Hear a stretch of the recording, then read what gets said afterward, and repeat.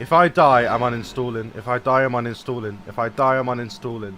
If I die, I'm uninstalling. And then I'm going to interview Scott Cawthon and say how everyone loved Ruin. Everyone loved Ruin, Dorco. Am I right? Everyone!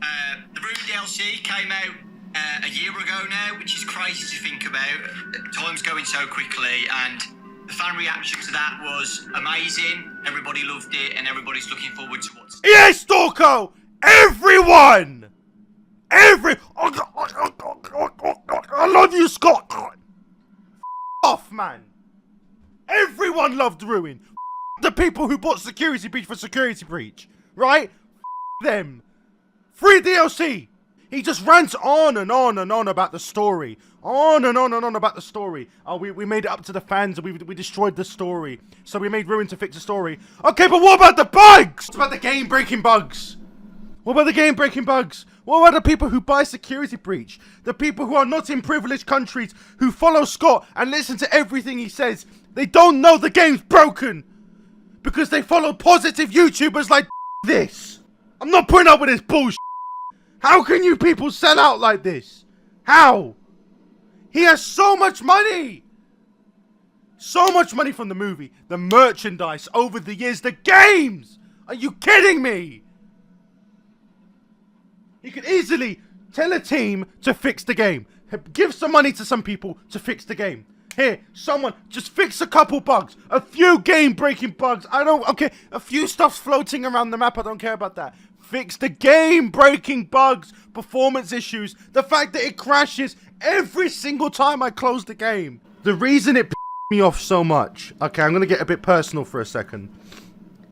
My niece loves Security Breach. She loves Security Breach. She watches all the interviews with Scott Cawthon. She says how much of a nice guy she is and she loves him. She buys the merch. You know, she watches all these YouTubers like Dorco and FNAF, which is how I found out about FNAF, a channel called FNAF, who makes videos on FNAF. And it hurts, because she watches all these YouTubers, and she played the game, and she cried, because she kept falling through the floor.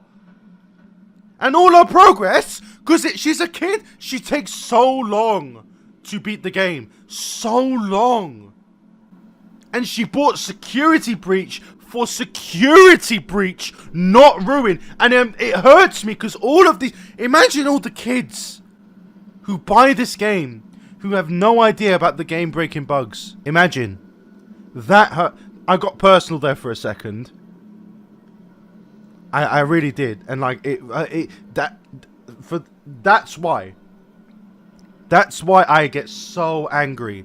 Because it's like these YouTubers, they don't care about the kids. They don't care about the people who are not fortunate enough to have access to the internet and do research about the game they're buying. They like Scott, they listen to Scott, they listen to Steelwall about how they're content with the state of the game and they fixed all the game-breaking bugs, and Scott's yapping about the story and doesn't bring up the bugs!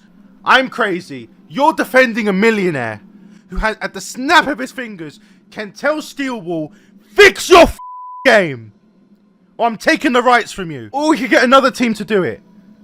Like, I don't understand how people like Todd Howard, people like Sean Murray, who lied about their game. Because Sean Murray was in the same position. You know, he was a good person who tried to make a game, but it was pushed by other people and investors to release it, and it wasn't as promised. Right? So why did he get so much but Scott Cawthon doesn't? So sorry, but that really hurts. Mob Games are updating Poppy Playtime Chapter 4 to fix the bugs, and from what I've seen, and feel free to correct me if I'm wrong, but the Yarnaby section, which is what they got the most for, has been fixed. Again, correct me if I'm wrong, but that's what I've seen. If you're the nice guy you claim to be, you would do that. You would set an example. You can't be a nice guy and then act like everyone else. I'm not going to move on through it. I never will. 10 years from now, I'm still going to bring up Security Breach and how they selling and making... Like, he's perfectly... Listen, Scott Cawthon is taking money from people who don't know the game's broken, right? There are loads of people who didn't know the game's broken. My niece didn't know the game was broken. You didn't know! So don't sit there and tell me everyone knows! Oh, sorry. That hurt. That really hurt to see her like that. It really hurt. It's like these YouTubers that don't give a fuck. And that's it. You know, I'm going to keep talking about security breach. All right. I want to stand up for the person, not for the consumer. I hate consumers. Consumers ruin everything. Consumers ruin TF2 because they keep giving Valve money and praising them instead of like the normal person who's like, Valve, fix your game. I'm not going to give you money till you fix your game. A regular person will look at security breach as a broken product and call them out, but a consumer's like, let's look forward to the future. No! Anyway, I'm going to go look at Toy Chica Rule 34. I know I've been yapping a lot, and I want to say sorry. I just feel like I need to stick up for someone, especially after seeing someone I care about cry when she watches an interview with Steelwall and Scott, and they say they're going to make it up to the fans by making more stuff. And Steelwall says they're content with the state of the game, and Scott Cawthon just doesn't acknowledge the bugs. And it hurt. It hurt, you know, because when you're gaslit by someone with so much money and a game studio who doesn't acknowledge their mistake, came and fixed all the bugs when they haven't, I'm sorry, I can't stand up for that. I can't stand up for a millionaire, you know, I can't, especially when that poor kid spent her money that she saved up for a whole year on her birthday, gone, you know. To the millionaire so he can sit in his big house with his nice car. Fuck him. Fuck him. So, the only way to make this right is Steelwall and Scott need to come out and say, security breach does have bugs, but we're not fixing it. That's what they need to say. We're content with the state of the game is not a good statement. Right? You need to come out and say it's still broken. If you come out on an interview and you say that it's still broken, and you make that clear that it's still very, very broken, then okay, 50% restored. You know, you could also add like a banner on the Steam page to say that it's broken, but you're never going to do that because you're not that nice. And there's probably other investors involved as well, but like, I'm just sick and tired of, you need to move on. No other publisher gets a pass, so why should Scott and Steelwall?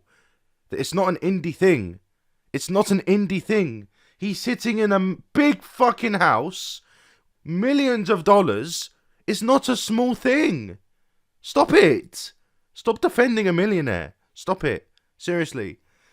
I've also remembered this game called FNAF AR, and I'm going to do some research into that to see what Scott's involvement with that was, because the game just shut down out of nowhere.